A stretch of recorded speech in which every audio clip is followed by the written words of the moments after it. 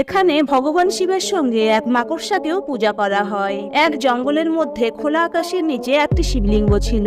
একদিন এক মাকড়সা শিবলিঙ্গকে রোদের তাপ থেকে বাঁচাতে অক্লান্ত পরিশ্রম করে শিবলিঙ্গের উপর জাল বুনতে থাকে। কোনোভাবে যদি জাল নষ্ট হয়ে যেত তাহলে সে দিনরাত এক করে আবার জাল বুনতো, কিন্তু কোনোভাবেই শিবলিঙ্গে রোদের তাপ লাগতে দিত না।